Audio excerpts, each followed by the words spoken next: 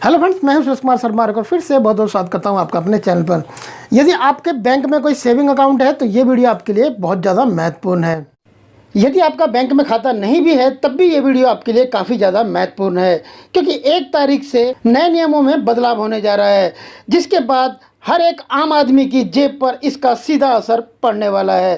तो आइए जानते हैं कि 1 तारीख से नए नियमों में क्या बदलाव होने जा रहा है, जिसके बाद आपके लिए क्या क्या चीज़ें महंगी होने वाली हैं। तो पूरी जानकारी के लिए देखते रहिए इस वीडियो को आखिर तक। तो 1 तारीख से सबसे पहला और सबसे बड़ा बदलाव जो होने जा रहा है वो होने जा रहा है आंध्रा बैंक और कॉरपोरेशन बैंक में। यदि आपका या फिर आपके परिवार के किसी भी सदस्य का खाता आंध्रा बैंक या फिर कॉरपोरेशन बैंक के अंदर है तो अब 1 तारीख से नए नियम में बदलाव होने जा रहा है। तो यदि आपका खाता आंध्रा बैंक या कॉरपोरेशन बैंक के अंदर है तो आपको ये पता ही होगा कि आंध्रा बैंक और कॉरपोरेशन बैंक अब यूनियन बैंक ऑफ इंडिया के अंदर पूरी तरीके से मर्ज हो चुका है।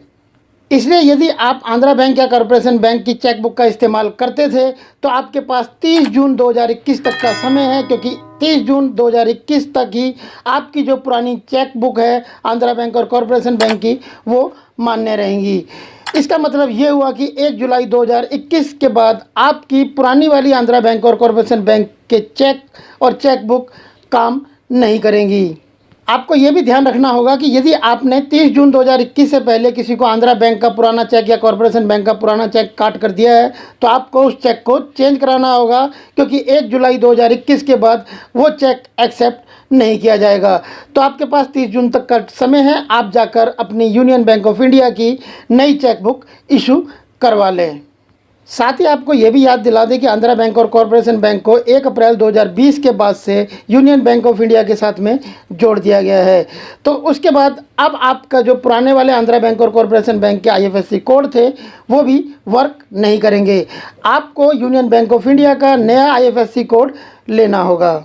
यदि आप पुराने वाले IFSC कोड से किसी से पेमेंट मंगवाते हैं तो आपकी पेमेंट अटक सकती है। आप जाकर अपनी ब्रांच से या फिर यूनियन बैंक ऑफ इंडिया की वेबसाइट पर जाकर नए वाले IFSC कोड ले सकते हैं, या फिर आप ब्रांच में जाकर अपनी पासबुक अगर अभी तक आपने चेंज नहीं कराई है तो आप जाकर नई वाली यूनियन बैंक ऑफ इंडिया की पासबुक रिसीव कर लें। उसके अंदर आपके MICR नंबर और IFSC कोड नए वाले लिखे होंगे।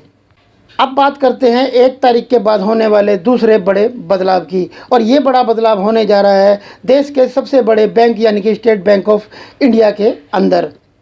तो यदि आपका खाता स्टेट बैंक ऑफ इंडिया के अंदर है और आप ATM कार्ड का यूज करते हैं ATM से पैसे निकालने के लिए, या फिर आप ब्रांच से भी पैसे निकालने के लिए जाते हैं, तो आप नए नियमों के अनुसार 1 जुलाई 2021 के बाद आप केवल स्टेट बैंक ऑफ इंडिया के अपने बेसिक सेविंग अकाउंट के अंदर से केवल 4 बार ही मुफ्त में पैसे निकाल सकते हैं। चाहे आप ब्रांच से पैसे निकालें चाहे आप ATM मशीन से निकालें, आप केवल मुफ्त में 4 बार ही पैसे 1 तारीख के बाद निकाल सकेंगे। आप महीने में 4 बार के बाद यदि पैसे निकालने के लिए जाते हैं अपने खाते से तो आपको उसके ऊपर चार्ज देना होगा, और ये जो आपको चार्ज देना होगा ये 15 रुपये देना होगा। 15 रुपये के साथ में आपको GST भी जोड़कर चार्ज चुकाना होगा।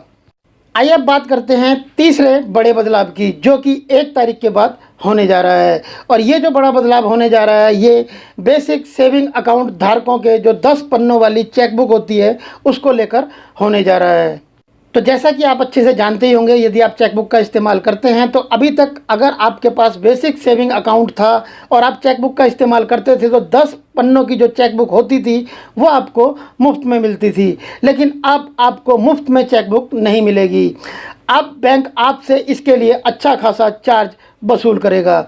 यदि आप 1 तारीख के बाद 10 पन्नों की चेकबुक के लिए बैंक में अप्लाई करते हैं तो आपको 40 रुपये प्लस GST जोड़कर चार्ज देना होगा।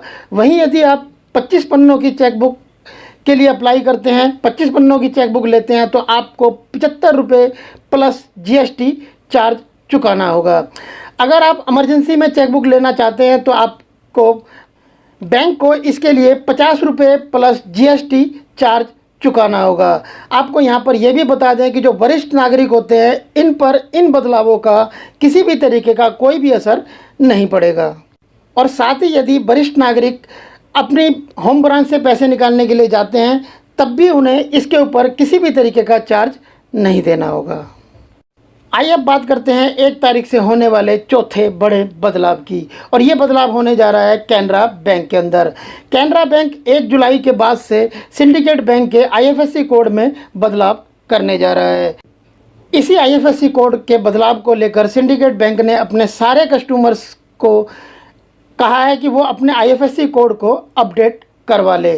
कैनरा बैंक की तरफ से ये कहा गया है कि मर्जर के बाद अब सभी शाखाओं का IFSC कोड बदल गया है। बैंक ने अपने कस्टमर से ये अपील की है कि वो बैंक का नया वाला IFSC कोड रिसीव कर ले, नहीं तो उन्हें RTGS और NEFT जैसी सुविधाएं नहीं मिल सकेंगी। इसलिए आप 1 जुलाई से पहले अपना नया वाला IFSC कोड अपडेट करवा लें। अब बात करते हैं 1 तारीख के बाद होने वाले 5 में बड़े बदलाव की। और ये जो बदलाव होने जा रहा है, ये बदलाव होने जा रहा है इनकम टैक्स रिटर्न को लेकर।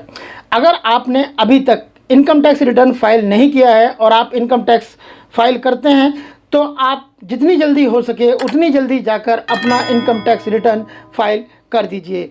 आपके पास केवल 30 जून 2021 तक का इनकम टैक्स रिटर्न फाइल करने का समय है। और यदि आप 30 जून 2021 तक अपना ITR फाइल नहीं करते हैं तो आपको 1 जुलाई 2021 के बाद दुगना TDS चुकाना होगा। अब आप यदि ये पूछें कि आपको दुगना TDS क्यों चुकाना होगा, तो इसकी सबसे बड़ी वजह यह है कि आपको ITR फाइल करने का जो मौका है ये दूसरी बार दिया गया है। इससे पहले 31 जुलाई इसकी लास्ट डेट थी, जिसे बढ़ाकर 30 सितंबर तक कर दिया गया था। यदि आप अभी भी 30 जून 2021 से पहले अपना ITR फाइल नहीं करते हैं तो आपको इसके लिए दुगना TDS 1 तारीख के बाद चुकाना पड़ सकता है। 1 तारीख के बाद ये 5 बड़े बदलाव तो होने जा रहे हैं बैंकों को लेकर और इनकम टैक्स फाइल करने को लेकर।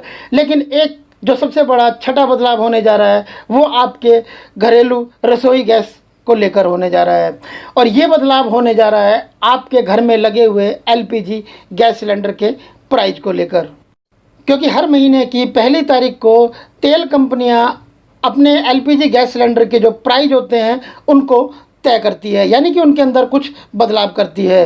तो 1 तारीख को ये देखना होगा कि अब इस बार तेल कंपनियां LPG के जो दाम है उसे बढ़ाती हैं या घटाती हैं। क्योंकि हाल फिलहाल में सब कुछ हमारे घर परिवार से जुड़ी हुई चीज़ों को महंगा कर दिया गया है। पिछले कुछ समय से LPG सिलेंडर भी महंगे हो रहे हैं। तो अब देखने वाली बात यह है कि 1 जुलाई 2021 के बाद आपके घरेलू LPG गैस सिलेंडर की कीमतें बढ़ती हैं या घटती है। लेकिन ये तय है कि 1 तारीख के बाद आपके LPG गैस सिलेंडर के प्राइस में अप या डाउन जरूर होगा। तो ये हैं 1 जुलाई 2021 के बाद होने वाले 6 बड़े बदलाव। इनका आप पर या फिर आपके जीवन पर किस तरीके से प्रभाव पड़ेगा, इसके बारे में हमें नीचे कमेंट कर ज़रूर बताएं। आई होप फ्रेंड ये वीडियो आपके लिए जरूर हेल्पफुल रहा होगा। यदि ये वीडियो आपके लिए हेल्पफुल रहा तो इस वीडियो को लाइक करें, शेयर करें अपने दोस्तों के साथ व्हाट्सएप और फेसबुक पर। और बैंकिंग से रिलेटेड और ज़्यादा बेहतरीन वीडियोस के लिए आप हमारी बैंकिंग की प्लेलिस्ट भी जाकर देख सकते हैं। प्लेलिस्ट का लिंक आपको इस वीडियो के नीचे डिस्क्रिप्शन में मिल जाएगा। यदि अभी तक आपने हमारे चैनल को सब्सक्राइब नहीं किया था तो नीचे लाल वाले सब्सक्राइब के बटन को प्रेस कर चैनल को सब्सक्राइब कर लें। बराबर में बेल का आइकॉन है, उसे भी जरूर प्रेस करें ताकि जब भी इस चैनल पर कोई नया वीडियो अपलोड करें तो उसका नोटिफिकेशन आपको सबसे पहले मिल जाए। यदि आपने चैनल सब्सक्राइब किया हुआ है तो आपका बहुत बहुत धन्यवाद। फिर मिलते हैं आपसे ऐसी ही किसी बेहतरीन जानकारी के साथ नेक्स्ट वीडियो में। तब तक के लिए गुड बाय, टेक केयर, जय हिंद।